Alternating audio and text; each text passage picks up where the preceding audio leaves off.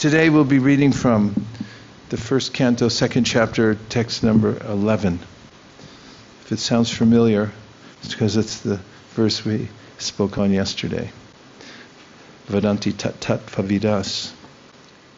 Vadanti tattva-vidas. Tattvaṁ yajñānam advayam. Rameti paramatmeti. Bhagavan iti shabdyate. So the Vadanti means they say. And we use that form of speech in English a lot.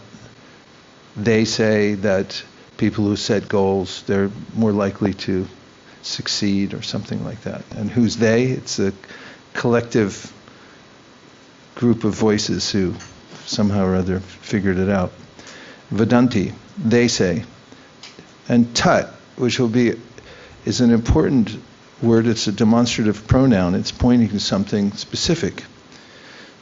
And tattva-vidas, and again we have the word tat, but it's got va, so it's an adverb. Like in English, if you have nice, and then you put nicely, it becomes an adverb. It's descriptive, but it's descriptive of a state of being that's ongoing, like nicely, like Kurnath does things nicely, which is true. And then yat, which, jnanam, knowledge, cognate with the English word know, and that's why third graders who learn the word know scratch their heads and say, what the heck? Because it's spelled K-N-O-W, a adaptation of this nya sound in Sanskrit. Advayam. So advayam means non-dual, which is an important aspect of understanding our philosophy of achintya bhed abhed tattva. And the dvayam, or two, dvitiya, bhayam dvitiya abhinibheshata syad. There's a way in which the Bhagavatam describes how those who forget that everything is God and everything comes from God and we're intimately related with Him, which is indicated in a verse spoken by one of the Yogendras where he says, Bhayam, fear, dvitiya, Binibheshata syad. Syad means something arises. So bhayam syat means fear comes when we become abhinibheshata, absorbed in something other than God. A second thing. There is no second thing. That's one of the points of this verse. There's just one thing. But that's called advayam. Not two things. And then there's dvitiya, which is the illusion that there's something other than God and becoming absorbed in it, which causes all problems. Brahma iti, and that non-dual one thing is known as Brahman. Bhagavan iti, known as, and it's known as Brahman. Paramatma, as Prabhupada had translates in various purports, for instance, in 2:25, or 2:35, the verse that ends on Anumapakai, he calls super spirit. So, Param Atma. The super spirit is known as Paramatma. So that's one of the varieties within the oneness of God's manifestation, the super spirit who's all-pervasive. Eko pyasora charitam jagaranda kotim yach chaktirasti jagaranda chaya yaranta andantarasta paramanu chayantarastam govindamadi purusham tamaham bhajami. He, the supreme spirit, the super spirit, is there within every atom and within the hearts of all beings. An expansion of Shirodakshai Vishnu. And then you have Bhagavan. Iti. Iti is quotation marks. It is said that these are the three different varieties of the absolute truth, known as Bhagavan. Bhag means a share of something, and Bhagavan means one who has, in this context, the everything. And Ishavāsyam idam sarvaṁ is one of the descriptions in the Sri Upanishad of Bhagavan. Ishavāsyam idam sarvaṁ yat kincha jagatyam jagat. That he's the controller and owner of everything. Shabdyate, it's so sounded. And so the translation goes like this: learned transcendentalists who know the absolute truth call this non-dual substance Brahman Paramatma or Bhagavan. Okay. And here's your purport. The absolute truth is both subject and object, and there is no qualitative difference there. Therefore, Brahman, Parama, and Bhagavan are qualitatively one and the same. The same substance is realized as impersonal Brahman by the students of the Upanishads, as localized Paramatma by the Hiranyagarbhas or the yogis, and as Bhagavan by the devotees. In other words, Bhagavan, or the personality of Godhead, is the last word of the absolute truth. Paramatma is the partial representation of the personality of Godhead, and impersonal Brahman is the glowing effulgence of the personality of Godhead, as the sun rays are to the sun god. Less intelligent students of either of the above schools sometimes argue in favor of their own respective realization, but those who are perfect seers of the absolute truth know well that the above three features of the one absolute truth are different perspective views, seen from different angles of vision. As it is explained in the first shloka of the first chapter of the Bhagavatam, the supreme truth is self-sufficient, cognizant, and free from the illusion of relativity. In the relative world, the knower is different from the known, but in the absolute truth, both the knower and the known are one and the same thing. In the relative world, the knower is the living spirit or superior energy, whereas the known is inert matter or inferior energy. Therefore, there is a duality of inferior and superior energy, whereas in the absolute realm, both the knower and the known are of the same superior energy. There are three kinds of energies of the supreme energetic. There is no difference between the energy and the energetic, but there is a difference of quality of energies. The absolute realm and the living entities are of the same superior energy, but the material world is inferior energy. The absolute being in contact with the inferior energy is illusioned. The living being in contact with the inferior energy is illusioned, thinking he belongs to the inferior energy. Therefore, there is the sense of relativity in the material world. In the absolute, there is no such sense of difference between the knower and the known, and therefore everything there is absolute.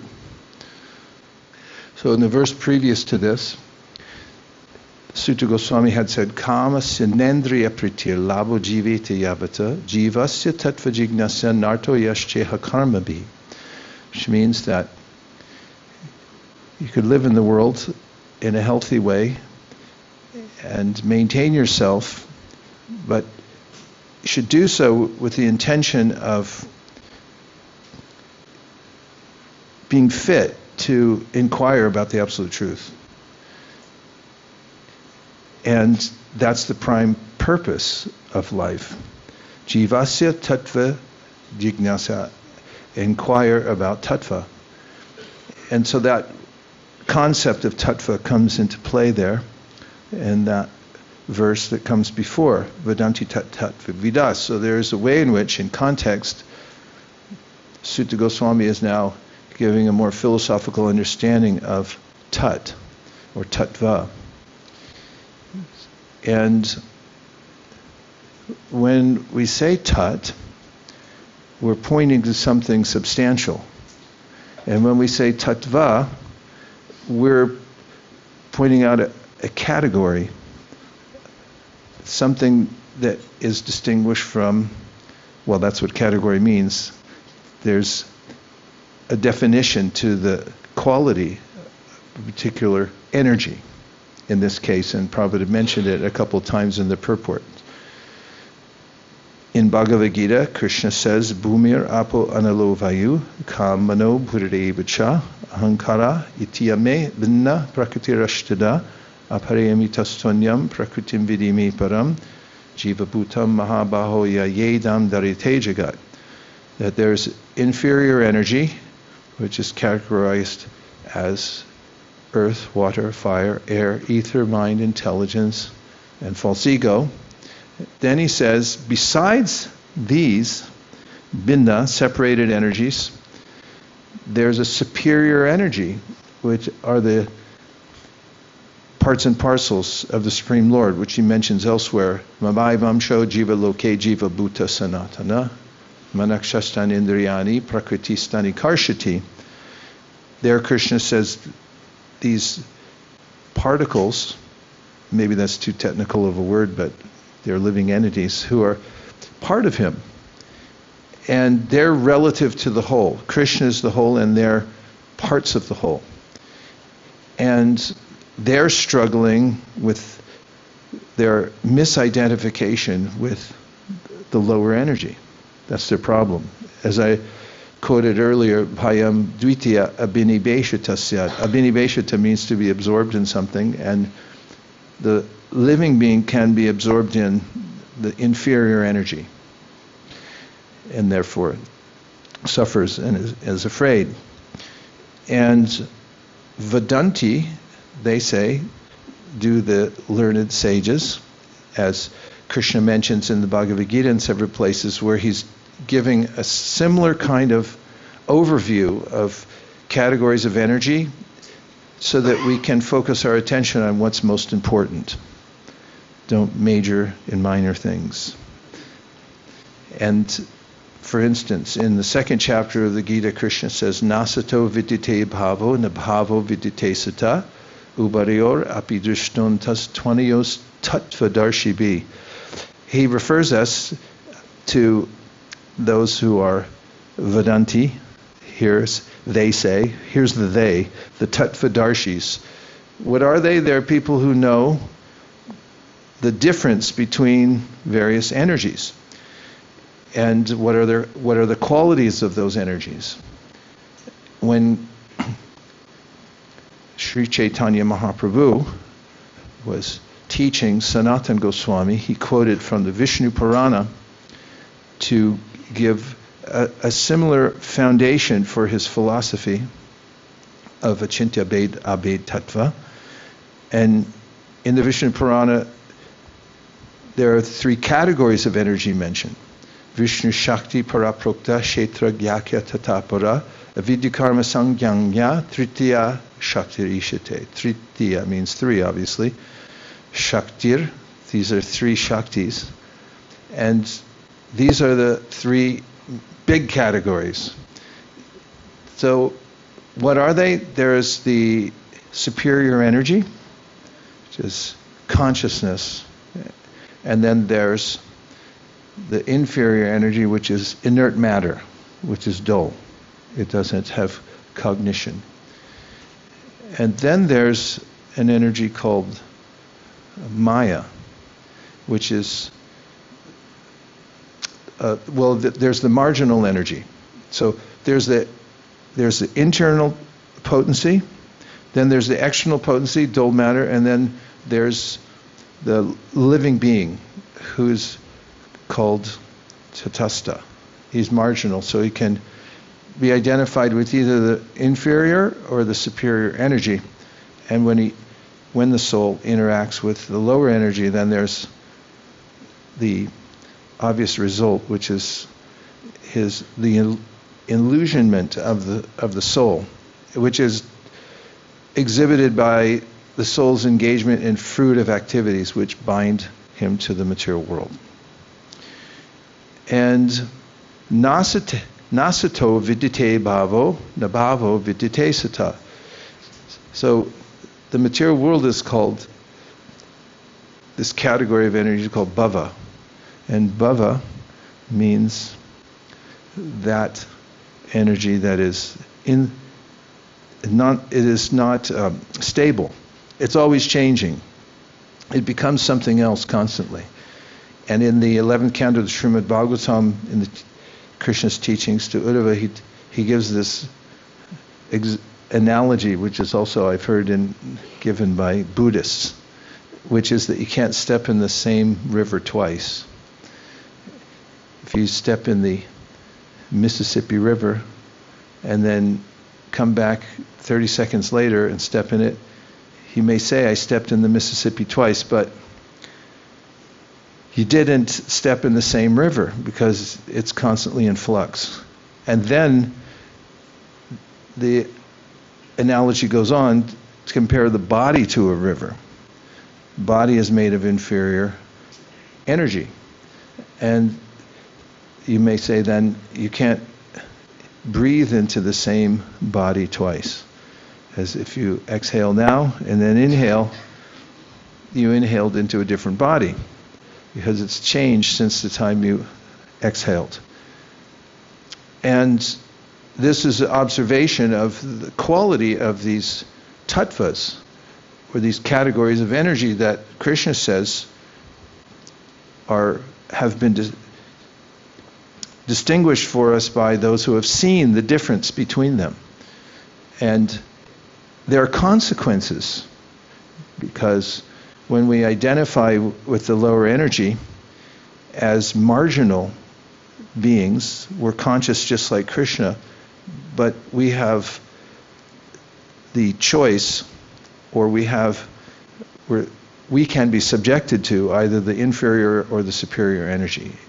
And the result is quite different. So that's where the human intelligence comes into play. Humans can contemplate causality, and therefore the Sri Upanishad says, Anyarevahur sambhavad, anyarahura sambhavat, iti shushumati hiranam, yenas tadvidshakshire. That smart people have figured out that there's a gulf of difference between giving one's attention to the inferior energy and giving one's attention to the superior energy. That helps, doesn't it? Because we always have to choose where to put our attention. And the word tat here, Vadanti, tattva-vidas. So, as I mentioned before, it's a demonstrative pronoun, which means it's the same word in English, tut and that. You just add an H, and then you point to something, you say, which one? That one. There is a school of thought in which the persons who are not so thoughtful, but we call it a school of thought, a school of thoughtlessness, say that there's nothing ultimately to point to. You can't point to something because there's nothing there. Materialistic people say that ultimately there's no there. Everything's manifest and non-manifest. And impersonalists, those who are so-called followers of God, but then they say there is no form to God, they're also in the similar category. They can't point to anything because there's no there. There's no tat to point to.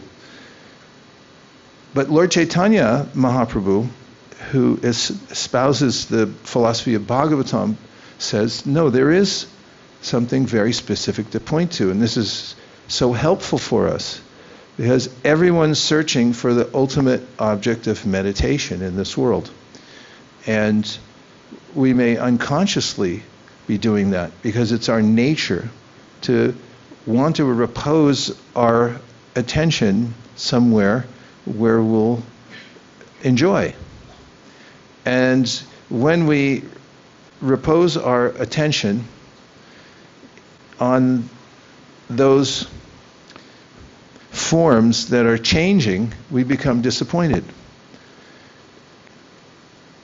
Proof of that is on YouTube nowadays. They have,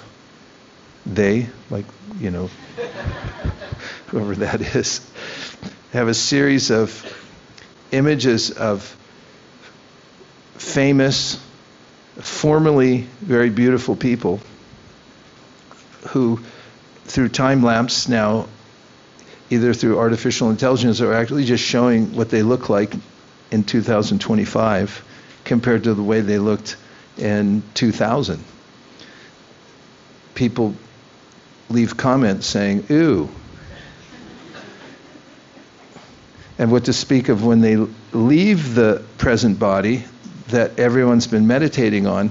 Prabhupada makes this point. He said, people want to be close to a famous or a beautiful person, but if the soul leaves the body, and then you offer the opportunity, they just died, and they say, okay, now would you like to go and spend the night and be with that person? Then the answer is no. There's a story in the Srimad Bhagavatam about a great king who had won many battles, and he entered the battlefield for his last time. His limbs were smashed, but when he fell to the ground, he had bitten his lip to show his valor, even in dying. And afterwards, his wives, his queens, he had many, had come, and they were clutching his body and his clothes and had surrounded him at a time in the afternoon when there was a deadline for him to be cremated, and they were wailing. And Yamaraj, hearing the wailing sound, had visited them on the battlefield in the form of a 5-year-old child. And he asked them, "Why are you crying?" And they said, "Our husband, the king, is gone." And he said, "I don't know what you're talking about, because you're holding on to him right there. And he has the same ears and the same eyes and the same nose as he ever did. So what are you talking about?" They say, "You don't understand, little boy." And he said, "No, you don't understand." And he went on to say, "You never saw the king. The king is beyond the body, and now he's gone, but you never saw him." And this is the mistake of most people. They don't distinguish between the different categories of energy. And when one becomes clear because of receiving knowledge, tattva-vidas, one becomes a seer of the categories of energy. And Krishna says this means that you're learned. For instance, in the Bhagavad Gita, Krishna says that he gives the definition of a learned person. Kshetra jnam shapimam vidhi sarva kshetrishu bharata kshetrajnayo jnanam yatash jnanam matambama. Krishna, here's my opinion. This is the definition of a person who's learned. They know that the body is a kshetra, it's just a place, a field, literally, and that the person who's a different category of energy is the kshetrajna. And that means the knower of the field. And there's a big difference between saying that I am the field and that I'm the knower of the field. And that Shukadeva Goswami points out in the 10th canto, 14th chapter near the end, that when one comes to this distinction, a clearer distinction that I have a body, I'm not the body, then this is the category of learned persons. And Krishna also says, in Gita, Vidya Vinaya Sampane Brahmani Gavihastani Shuni Chaiva Shupakecha Pandita Sambadarshina. A pandit, a learned person, is someone who's able to see the two categories of energy in every living being. There's the external form as an elephant or a Brahmin or somebody who's homeless or any number of other forms of life, and then the soul that animates the body. This most people don't know. What to speak of knowing tat, as referenced by Sanatan Goswami in this verse, of the origin of everything. Who is that person you can point to? Om tad Vishnu paramam param sada vashanti suryot divapachakshat tad vipraso vipanyavo jagviram sahasmindate Vishnuryat paramam padam. There is a paramam padam, there's a superior place to go, and it's not Hawaii. I found that out by going there many times and suffered greatly in Hawaii, partly because of thinking that I would enjoy. But I remember also going to Japan for the first time and thinking, no, okay, Hawaii is one thing, Japan's that's different, because it's so far away and different and mystical. And as I was descending in the flight and waking up from sleeping, I looked out the window and I saw an overpass, and there were 2 ambulances going across with their lights going. And then I remembered what Krishna said in the Bhagavad Gita, Janma Mrityu Jara Vyadhi Dukkha Doshanuvar Darshana. There's a way in which the material world is anywhere you go. Brahma Bhuvana Loka Punar Avaritano Arjuna Mabupetet Dukonteya Punar Janma Navidyate. Every inch of the material world is categorized in the same way. So it's Mrityu Loka, which is one of the first things I read in a Back to Godhead magazine, the first Back to Godhead magazine I got. And it enlightened me. And I realized that, as I wrote in my notebook, not back when I got my first Back to Godhead magazine, but this relates. It's not that there are many problems in the world. The world itself is a problem. And that's the idea of when you're able to categorize properly, Vadanti tattva-vidas. What are we pointing to? What are we talking about? What are the qualities of the energy?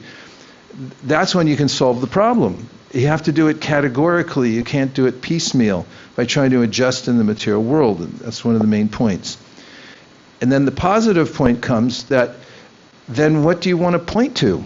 And this is where most philosophers fall short, is they don't give us an option. They may say that the world is full of suffering, and then they have an incomplete knowledge of where we can repose our attention and where we can give our energy, where we can serve.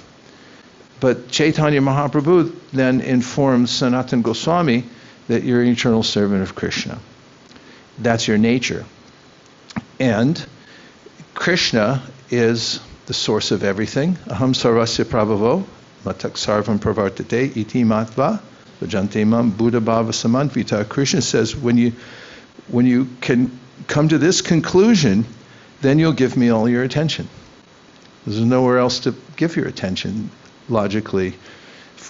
And so this verse is vitally important. Vadanti tattva-vidas tattvaṁ yajñānamadvayam brahmeti paramatmeti bhagavaniti shabdate. What's more, Krishna goes into the different aspects of his own nature. In the Bhagavad Gita, for instance, he mentions Brahmano hi pratishtaham amritasya vayasya cha shashvatasya chatarmasya sukasya ikantikasya cha.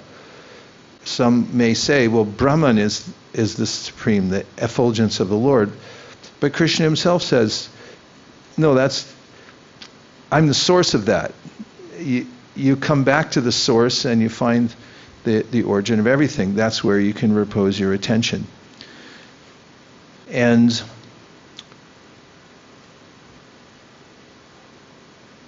just a quick thought about the importance of words. They're an abstraction of speech, and they lead us to various philosophical points. They matter. Words matter, and the order of words, syntax obviously, makes a huge difference. where you even place commas can change the entire meaning of a word. Like, there's some book, Eats, Shoots, and Leaves. It's about a panda. Walks in and, I mean, if you change the syntax or the punctuation around, it sounds like the panda came in and he shot somebody and left. Or if he eats shoots and he eats leaves, there's a difference. And I was fascinated by a purport that we read recently from the Prayers Personified Vedas. And that's not it. And this is in need of a password. She can just tell me.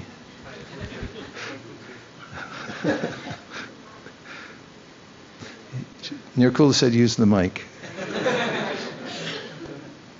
Just for your consideration, the idea of language and how precise the language of the Bhagavatam is, and how important it is to use language to point to God. Om Tat Sat. This is something Krishna talks about in the 17th chapter of the Bhagavad Gita, that where are we pointing our attention? Tat. That. Something you can point to, and the category has to be perfect. It has to be the perfect energy to satisfy us, right? And then there's Sat. Actually, Sat is cognate in English with is. It means being. In fact, if you study, and I looked at the etymology extensively of the word to be, or is, or are, and it traces back to a phrase that indicates that which remains.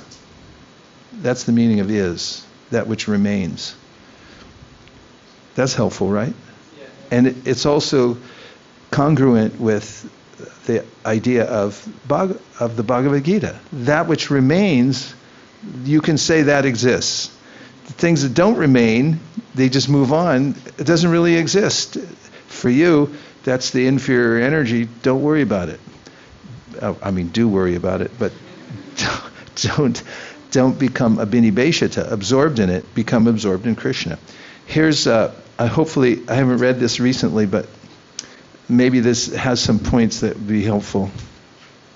This translation is from the Bhagavatam, and the verse number is 1087.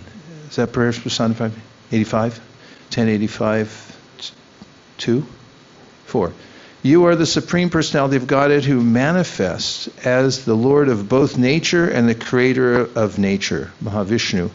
Everything that comes into existence, however, and whenever it does so, is created within you, by you, from you, for you, and in relationship to you, in relation to you. And it's this purport that I found fascinating and perhaps related to these semantics we're into right now. To casual observers, the known world appears to be produced by many different agents. A good indication of this conception is language itself. Get out of here. Some things jumping in here. A good indication of this conception is language itself, which traditional Sanskrit grammarians explain as reflecting the visible diversity of nature. In the standard Sanskrit grammar taught by the sage Panini, the verb expressing action is taken to be the essential core of a sentence, and all the other words function in relation to it. All glories to the verb.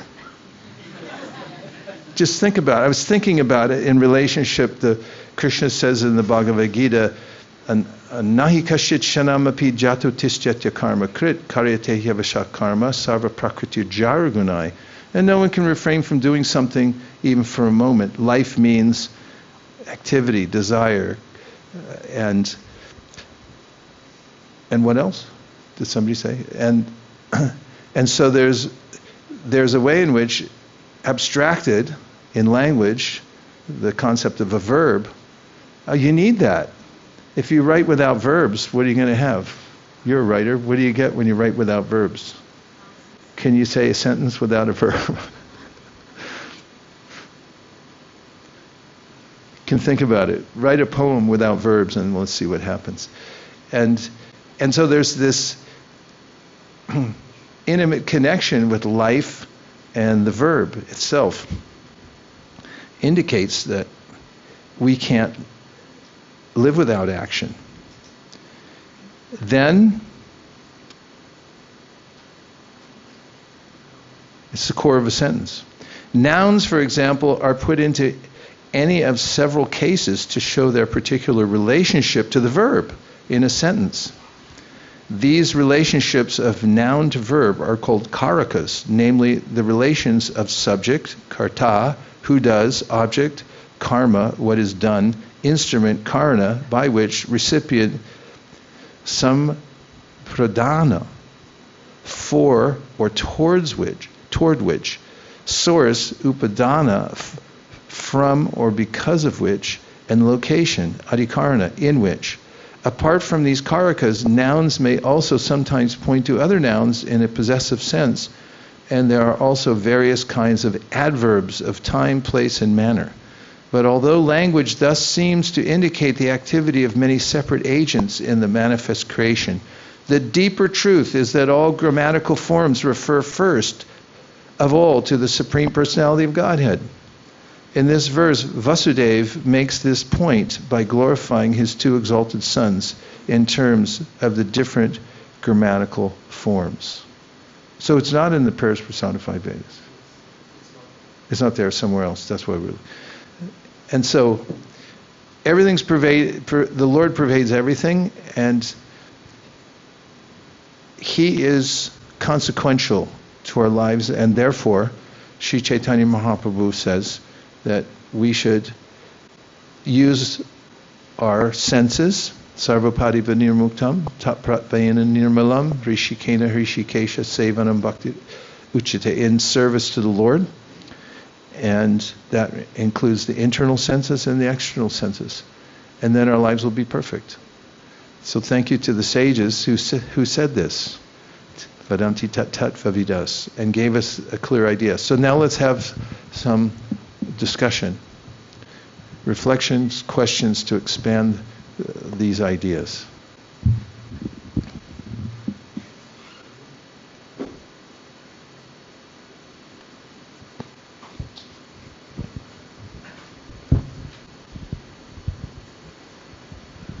Hare Krishna Maharaj, Hare thank Krishna. you. Thank you so much for this topic about tat.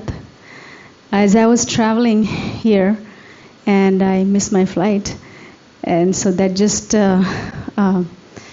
made my mind very disturbed. And I said, do I still want to go here? And I was finding ways, and I was calling the travel agent, I was calling the airline itself. And at the time, nothing was working out, but I was not disturbed as much as I thought I was going to be disturbed, because I got my morning program in. I did my chanting, I did my reading, I did everything. And then when I finally thought about it, I said, I want to go where the sages are. I want to be personally present in the Dham. So I really want to go. And with that desire, I tried again. I said, let me try just one more time. Let me see if I can get a flight. And I had to purchase a whole new ticket. But I said, it's okay. Krishna is giving all this stuff to me. So why not use it in his service? So I'm very, very grateful to be here, to hear the holy name, and to know that my only purpose in life is to please Krishna. And I know who he is by you constantly speaking about that. That is a person. Everything else is just minor things. No need to worry. Bravo! Yeah, the trouble we take to come to the Dham is you get extra credit. In fact, it's mentioned how in visiting the Dham, when you're coming and going, that's still part of the pilgrimage. It's not that it's only when you're there, but it's getting ready, going out the door, missing your flight, getting another flight, thinking, should I, shouldn't I? All that is part of the purification. Let's speak of getting home. Yes, Prabhu. Hare Krishna Maharaj. Hare Krishna. Thank you so much for so nice class. I think I just want to say that the couple of things you mentioned, that one may think that they might have taken the bath in the same river again, like second time, but that may not be true, because that's not true, because the river would have changed. And then same thing like for the breathing, like if you inhale and exhale, and the next breath wouldn't be in the same body, it would be different.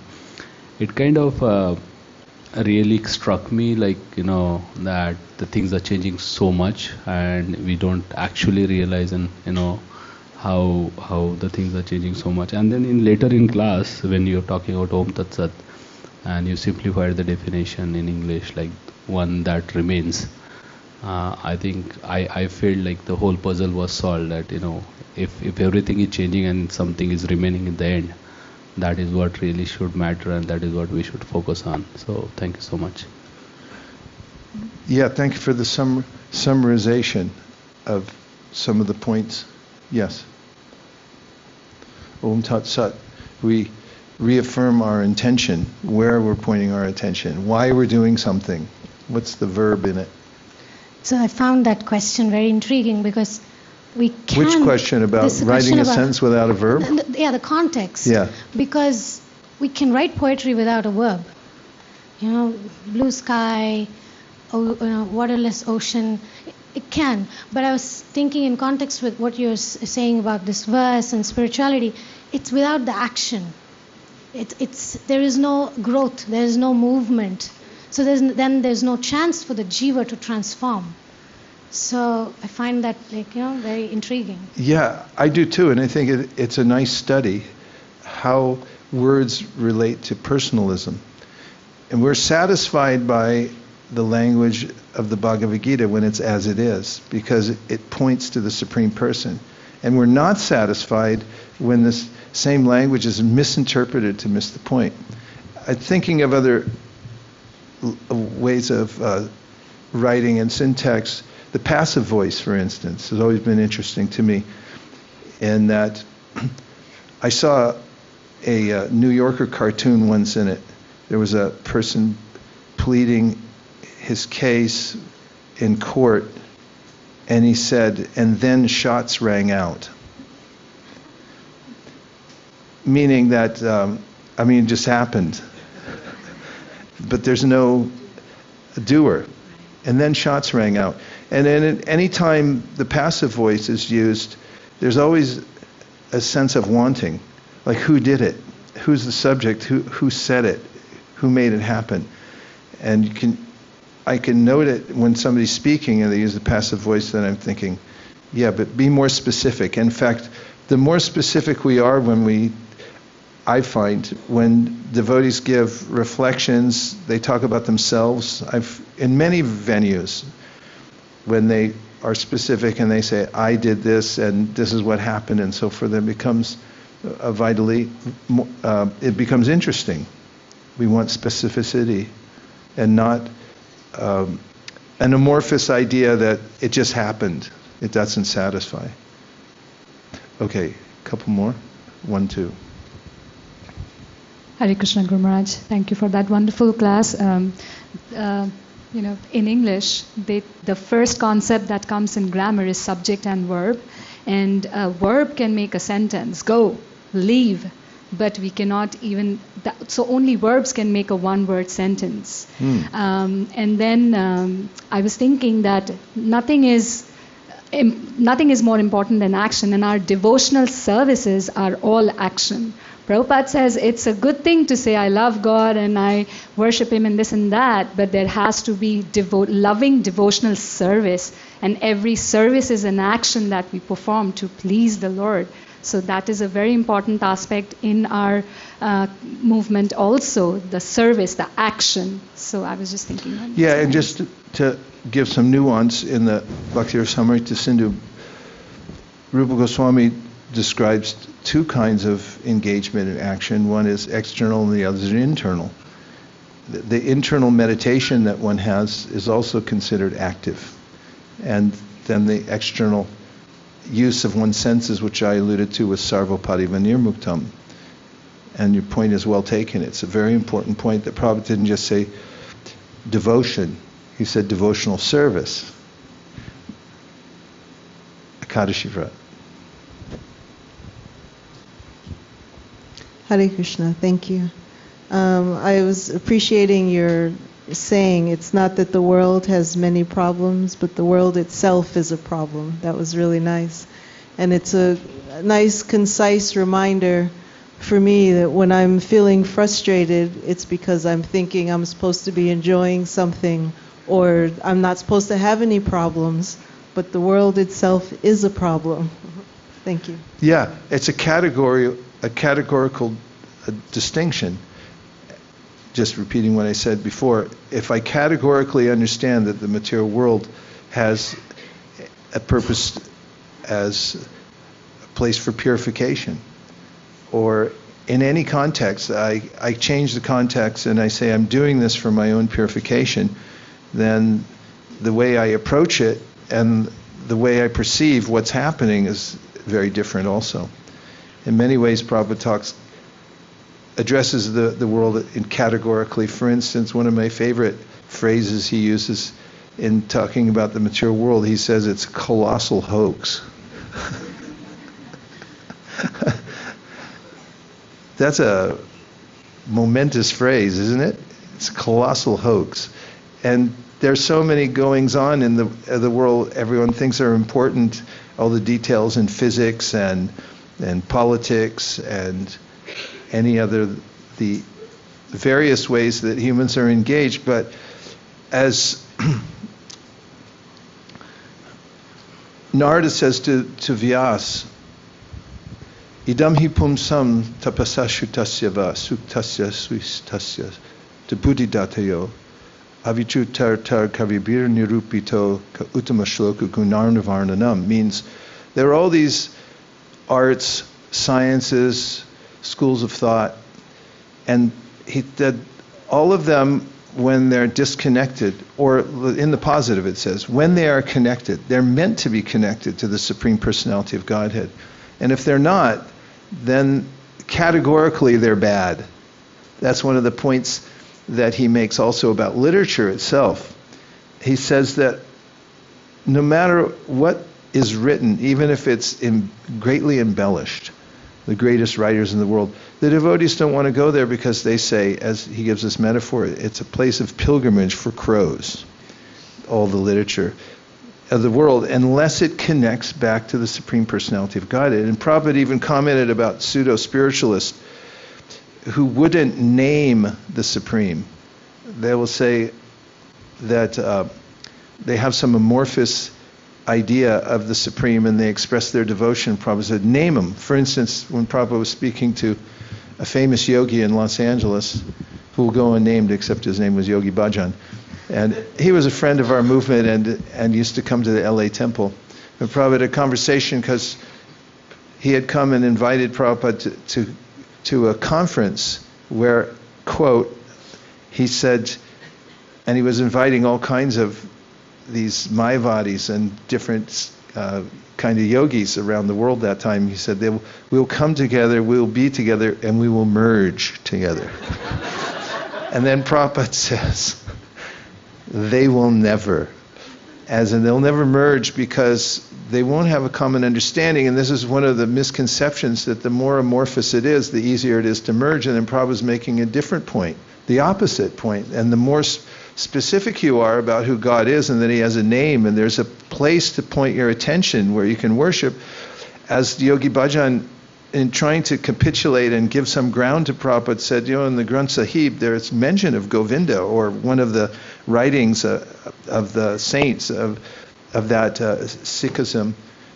And Prabhupada said, so take it. So why don't you take it?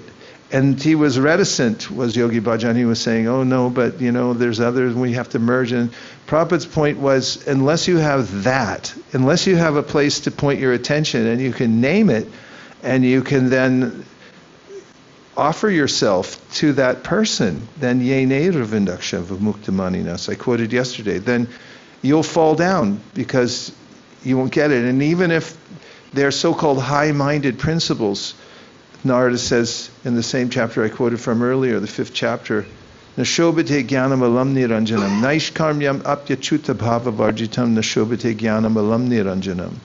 That he says, it's not nice enough to attract our attention. Nashobhate means, nah, meh, whatever it is. It could be, let's do non-fruitive action, naishkarmyam. Okay, nice, but meh. And then naishkarmyam niranjanam, you're working for, it's not karma, you're doing something else. That's not it. Because it doesn't have a chuta bhava. You have to have specific love for a person who has qualities and so forth. And that's what's missing everywhere. In all the literature of the world, says Shukadeva Goswami, when he says that, what's the verse I'm thinking of in my mind? About the Bhagavatam. What? Tattva-visargo janataga viplavo yasmin pratishlokam abadya bhatyapi namanyanantasya shonkitanyat shrinvanti gayanti grananti sadhava. In fact, it says there, even if it's imperfectly composed, as compared to those literatures that are highly respected because of the perfection of, so-called perfection of the language, those are for crows. And then he says, but this other one, Namanyanantasya Shonkitanya, because it's all for Krishna and it's mentioning the names of the Supreme Personality of Godhead, it'll change you from the inside out, and you'll attain the perfection of life by hearing from this literature. What speak of being enamored of it, and that's where you could place your full attention. Okay, one last one? Yes. Hare Krishna. You gave the example of Yamaraj appearing as a 5-year-old boy, asking the wives of the dead king why, where the king was, why they were still attached to him. I thought that example was effective in distinguishing between the soul and the physical, the gross body. But could you elaborate more on how one can do the same with the subtle body? Because I feel a lot of times attachment is rooted more in thoughts, in emotions, things that are less physical, more subtle. So how could one intuitively distinguish between who I am, the self, the soul, versus my thoughts, my emotions, the subtle body? Well, Krishna in the Bhagavad Gita then talks about how when one becomes purified, is able to see the difference between the body and the soul and the subtle body. For instance, in the 15th chapter of the Bhagavad Gita, he gives this series of verses, which you could say begins with Shariram Yadavapnoti Yat Yukramatishvara Grihit Vaitani Samyati Vayurgandami Vashayat Shotram Chakshu-sparshanam Cha Rasanam Granam Evacha Atishtayam Manaschayam Vishayanupasevate Ukramantam Stitam Vapi Bunjanan Bhagunan Vitam Vimudha Nanupashyanti Pashyanti Gyanachakshita Yatanto Yoginaschayanam Pashyantyatman Yavastitam Yatanto Pyakritatmano Nainam Pashyanti. So this word yatanto is very important because he's describing how there's this phenomena that everybody who's wise should know about. And he gives these examples that your subtle body becomes affected by its association, just as the air becomes affected by its association. You can definitely appreciate that here in India, in various places, or New York City for that matter, anywhere there's people. So then he says, then you should know, a trained person, he's talking about the training of spiritual training, a trained person, then he said that there's consequences to that. The subtle body then is accommodated, the mood of somebody, the subtle body is accommodated by the material nature and is like the filling in, as Patanjali Muni says, whatever desires you're left with, the aggregate of your desires, they're like footprints on sand. And then when you put your footprint on wet sand and then you fill it in with plaster of Paris, you get an exact replica of your foot. So he said, take a look at your body. that's an exact replica of your desires in your last life. That's what you wanted. The material nature just filled it in. Such shotram chakshu sparshanam cha. Then he says, and when somebody ukramantam stitam vapi, when somebody's trained in this science, he said it's a science. You should know the difference. Kramantam means the soul just stepped out. Like, where'd he go? Yeah, he took off. But what did he take off with? With the subtle body. Yatanto yoginas chayanam. If somebody's trained in it, he knows how the subtle body has left the body as well. He can see that phenomena going on, and he knows how that subtle body gets accommodated and filled in for the next life.